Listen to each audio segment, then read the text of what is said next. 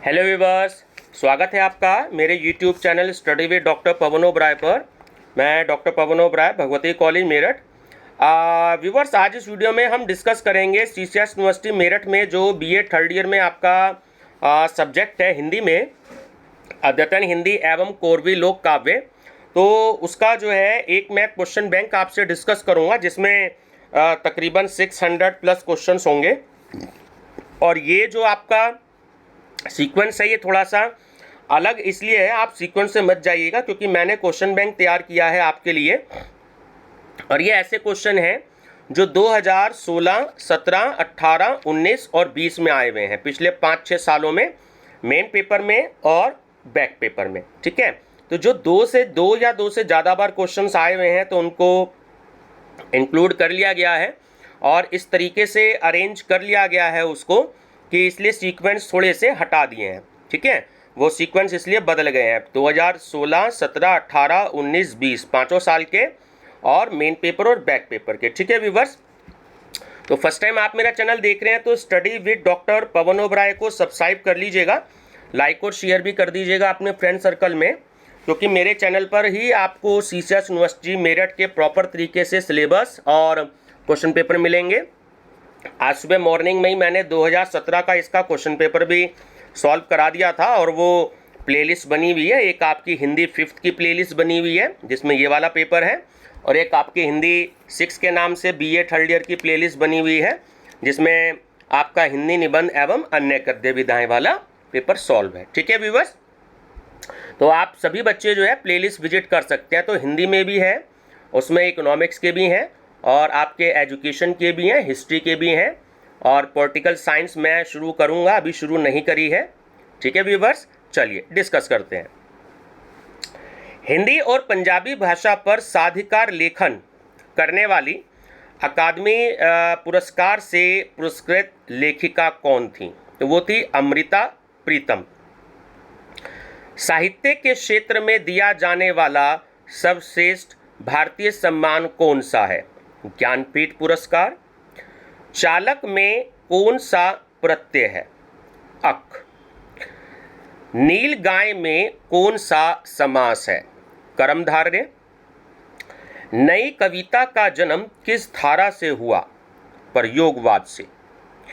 प्रयोगवाद शैलीगत विद्रोह है। यह कथन किस आलोचक का है? तो वो है डॉक्टर नगेंद्र का। सन 1954 में नई कविता का संपादन किसने किया? तो वो किया जगदीश गुप्त ने। प्रगतिशील लेखक संघ का पहला सम्मेलन किसकी अध्यक्षता में हुआ था? प्रेमचंद। ओ मजदूर तू सब चीजों का करता, तू ही सब चीजों से दूर। इस पंक्ति में क्या व्यंजित है? तो इसमें सामाजिक यथार्थ है। ठीक है, सन 1960 के पश्चात लिखी गई कविता को क्या कहा जाता है? ऑप्शन बी, साठोत्तरी कविता। निम्नलिखित में से किस हिंदी कृति पर साहित्य अकादमी पुरस्कार नहीं दिया गया? तो वो है कालजयी। असंतोष, अस्वीकृति और विद्रोह की अनुगूंज किस कविता में साफ सुनाई देती है? तो वो है आपकी साठोत्तरी कविता। ठीक है, संशय की एक रात में भगवान राम के मन के अंतर्द्वंद को राम भक्त कवि ने रेखांकित किया है। निम्नलिखित में से ये कौन से कवि हैं? बताइए। यह आज सुबह 2017 में आया हुआ क्वेश्चन है, मैंने सॉल्व करवाया आपको। ये है नरेश मेहता जी की। उत्सवा किस कवि की रचना है? नरेश मेहता। किस कवि को सन 1992 में ज्ञानपीठ पुरस्कार प्रदान किया गया? नरेश मेहता को। अरण्या काव्य संग्रह किसका है? नरेश मेहता का। रंगमंच पर अभिनीत हिंदी पर पहला काव्य नाटक है? तो वो है संशय की एक रात।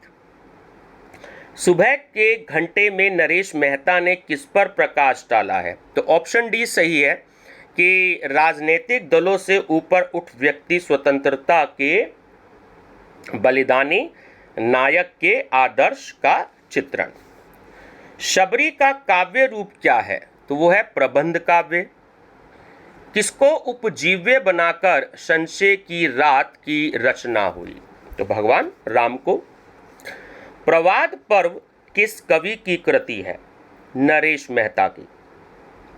नरेश मेहता की प्रमुख कृतियां हैं तो संशय की एक रात और महाप्रस्थान, ये दोनों हैं। नरेश मेहता को उनके काव्य संग्रह अरण्या के लिए कौन सा पुरस्कार मिला? तो उन्हें मिला साहित्य अकादमी पुरस्कार। कौन सी रचना नरेश मेहता की नहीं है? तो वो है कविता की मौत। नरेश मेहता किस परिवार से संबंध रखते थे? ये भी 2017 में आज मैंने करवाया आपको, 2017 क्वेश्चन पेपर में, गुजराती। तुम भीष्म के लिए पाताल का भेद ना कर सकते थे, पर प्रिया का यह हिमपात नहीं भेद सकते। पंक्तियां किस काव्य संग्रह से अवतरित है? महाप्रस्थान से। नरेश मेहता का वास्तविक नाम क्या था? पूर्ण शंकर शुक्ल। नरेश मेहता कृत महाप्रस्थान का प्रकाशन वर्ष बताइए। तो वो है सन 1974। अब ये 3 क्वेश्चन है, इनका आंसर एक है, ठीक है। इस तरीके से आए हुए हैं एग्जाम में कि महाप्रस्थान खंड काव्य के रचयिता का नाम बताइए, या महाप्रस्थान खंड काव्य के लब्ध प्रतिष्ठ कवि का नाम बताइए, या महाप्रस्थान किसकी रचना है? तो यह है नरेश मेहता की। नरेश मेहता मूलतः किस विधा के कवि हैं? कवि। नरेश मेहता को ज्ञानपीठ पुरस्कार मिला था, तो वो संपूर्ण रचना क्रम पर। नरेश मेहता को उनकी किस कृति पर साहित्य अकादमी का पुरस्कार मिला था? अरण्या पर। निम्नलिखित में से कौन सप्तक यानी कि पहला का कवि नहीं है? तो वो भी है नरेश मेहता। नरेश मेहता का जन्म हुआ था मालवा में। किस परिवार में नरेश मेहता का जन्म हुआ? गुजराती परिवार में। नरेश मेहता का प्रथम उपन्यास था, वो था ट्रेचेंज के पीछे। नरेश मेहता का जन्म वर्ष है, तो वो है 1924 ईस्वी। धर्मवीर भारती द्वारा संपादित धर्मयुग थी, तो वो थी एक साप्ताहिक पत्रिका, यानी कि हफ्ते में एक दिन में 7 दिन में एक बार वो प्रकाशित होती थी। धर्मवीर भारती की मृत्यु कब हुई? तो वो हुई 5 सितंबर 1997 को। धर्मवीर भारती रहे हैं तो वो एक कवि और कहानीकार भी रहे हैं, उपन्यासकार भी रहे हैं, समीक्षक एवं पत्रकार भी रहे हैं। तो सही आंसर है ऑप्शन डी, ये सभी। भारती कविताएं कम लिखता है, लेकिन जब लिखता है तो अपनी दृष्टि की और अपने ईमान की। यह वक्तव्य किसका है?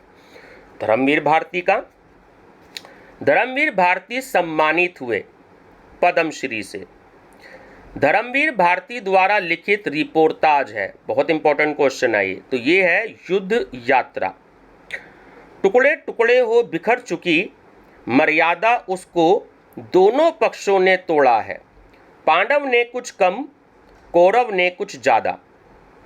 किस कवि की कविता है?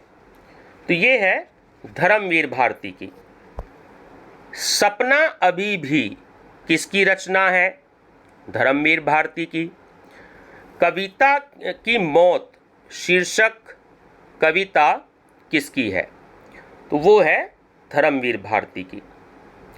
मुर्दों का गांव कहानी संग्रह के रचनाकार हैं धर्मवीर भारती।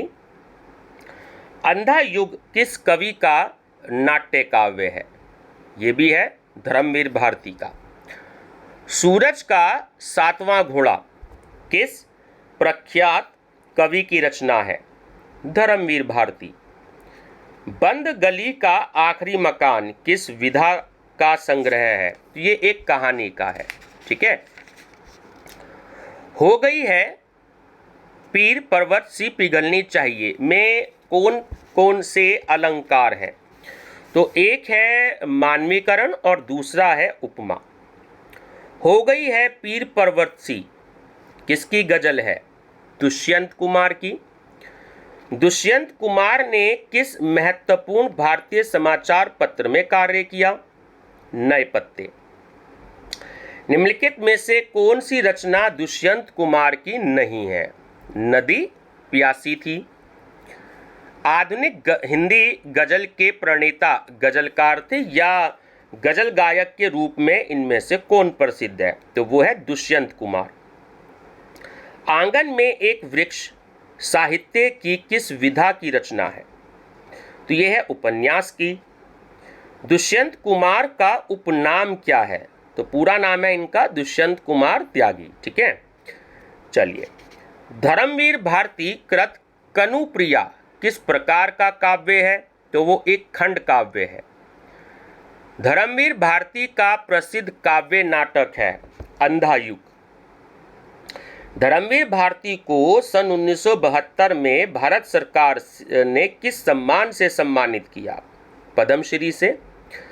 निम्नलिखित कृतियों में धर्मवीर भारती का प्रथम कहानी संग्रह कौन सा है? या धर्मवीर भारती का कहानी संग्रह है। ठीक है, तो वो है मुर्दों का टीला।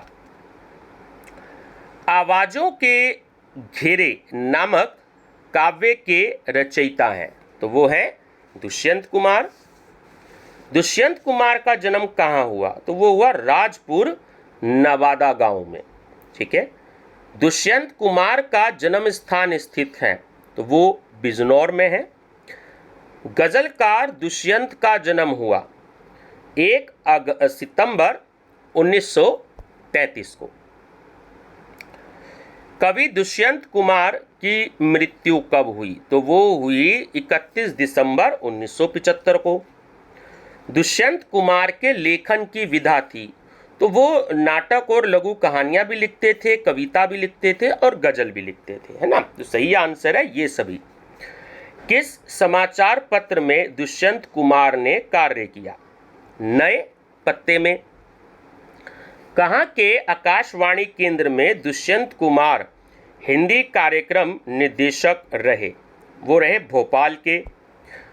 दुष्यंत कुमार का काव्यात्मक नाटक है, तो वो है एक कंठ विषपाई।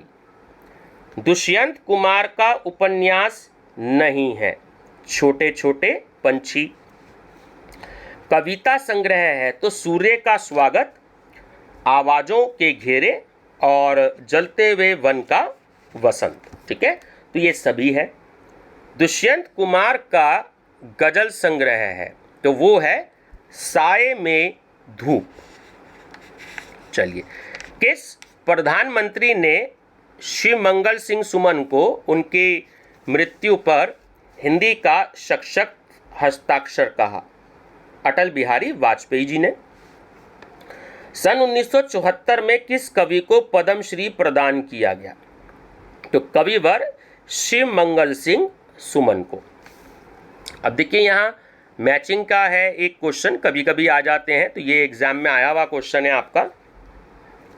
तो उसमें ऑप्शन नंबर 1 करेक्ट है। जो पद्मश्री है वो 1974 से संबंधित है।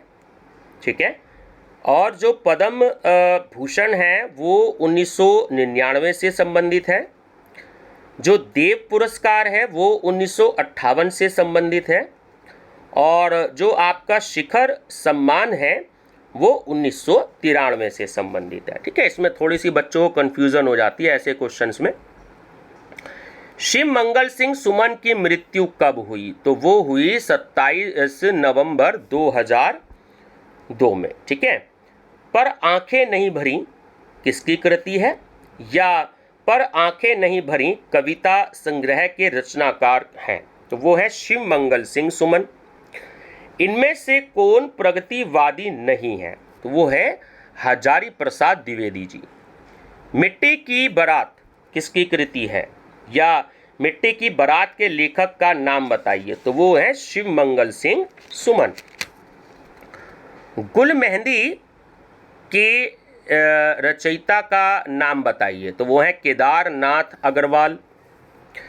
ऐसे कौन से साहित्यकार हैं जिनकी कविता और वकालत पर समान अधिकार था? केदारनाथ अग्रवाल जी। अपूर्वा के लिए किस कवि को साहित्य अकादमी पुरस्कार से अलंकृत किया गया? केदारनाथ अग्रवाल को। इनमें से किसे सोवियत लैंड नेहरू पुरस्कार प्रदान किया गया था? केदारनाथ अग्रवाल को। केदारनाथ को किस प्रकार का कवि माना जाता है? तो उन्हें माना जाता है पौरुष का कवि। पौरुष का कवि। इनमें से कौन सी रचना केदारनाथ अग्रवाल की नहीं है? परिमल। शिव मंगल सिंह सुमन का जन्म कब हुआ? तो वो हुआ 1915 में। शिव मंगल सिंह सुमन ने मॉरिशस की यात्रा किस सन में की? सन 1967 में।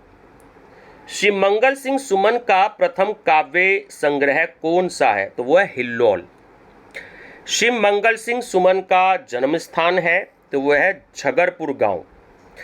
शिव मंगल सिंह सुमन ने उच्च शिक्षा कहाँ से ग्रहण करी? तो उन्होंने करी बनारस हिंदू विश्वविद्यालय से। ठीक है। हिंदी साहित्य में प्रगतिवाद का आरंभ कब से माना जाता है? तो वो माना जाता है 1936 से। प्रगतिवादी साहित्य किसका विरोध करता है? तो पूंजीवाद का, सामंतवाद का और धार्मिक संस्थाओं का, इन सब का करता है। किस छायावादी कवि की कविताएं प्रगतिवाद एवं प्रयोगवाद की सीमाओं में प्रविष्ट होती है? तो वह है सूर्यकांत त्रिपाठी जी की। भारत की 40 वर्षों की राजनीति का प्रगतिशील इतिहास यदि किसी कवि की रचनाओं में संपूर्ण रूप से अभिव्यक्त हुआ है तो वे कवि केदारनाथ अग्रवाल हैं। ये कथन किसका है? यह डॉक्टर रामविलास शर्मा जी का। प्रकृति में हम रहते हैं जो हमारे लिए माँ है, उसी को हमने अपने आज के साहित्य से निष्कासित कर दिया है और हम हो गए हैं प्रकृति विहीन निसंग आदमी। यह कथन है। तो यह है केदारनाथ अग्रवाल का। केदारनाथ अग्रवाल का प्रथम काव्य संग्रह था तो वो था युग की गंगा। इनमें काव्य संग्रह है तो ये नींद के बादल, लोक और आलोक और जो शिलाएं तोड़ती हैं, ये सभी काव्य संग्रह हैं।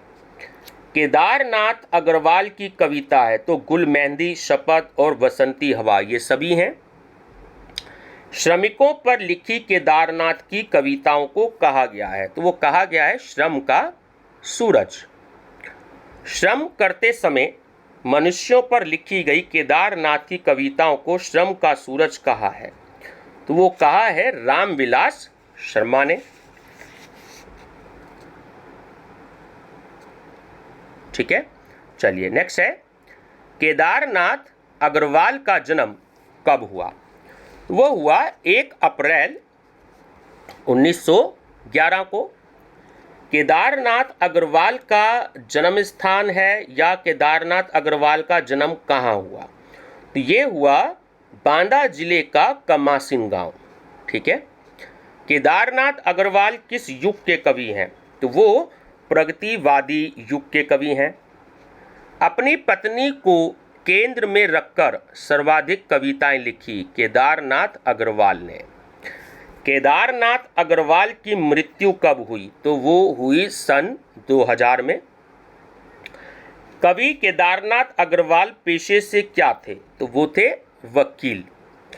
किस कृति को पढ़कर केदारनाथ अग्रवाल पूर्णतः खड़ी बोली में कविताएं लिखने लगे? तो वो थी मैथिली शरण गुप्त की साकेत। ठीक है व्यूवर्स, तो ये वीडियो ज़्यादा बड़ी हो जाएगी तो एक्चुअली ये पार्ट 1 है आपका। तो इसमें काफ़ी सारे क्वेश्चंस मैंने आप पे कवर कर दिए हैं। तकरीबन जो है 120 के आसपास क्वेश्चंस हैं और ये सारे क्वेश्चंस जो हैं 2016 से, बल्कि आए तो 2015 और 2014 में भी हुए हैं। तो उन ईयर में तो एक बार ही आए हुए हैं, लेकिन जो क्वेश्चन 2 बार ही आए हुए हैं मेन पेपर में या बैक पेपर में, उससे ज़्यादा बार ही आए हुए हैं, तो इन क्वेश्चंस को इस तरीके से इंक्लूड कर लिया गया है। ठीक है व्यूवर्स, तो वीडियो पसंद आए तो लाइक शेयर सब्सक्राइब जरूर करते रहिएगा। आपका 1-2 दिन में ये क्वेश्चन बैंक जो है मैं कंप्लीट करवा दूंगा। और दूसरा, अगर आपके पास में अगर जो है सोशियोलॉजी है तो उसमें सोशल रिसर्च मेथड्स की भी मेरी प्लेलिस्ट है, तो उसमें आप क्वेश्चंस भी देख सकते हैं, क्वेश्चन बैंक भी, और प्रीवियस ईयर के क्वेश्चन पेपर भी मैंने कुछ उसमें सॉल्व करवाए हैं, तो आप वो भी देख सकते हैं। और एक एमकॉम की प्लेलिस्ट बनी हुई है रिसर्च मैथोलॉजी, तो सिलेबस सेम है।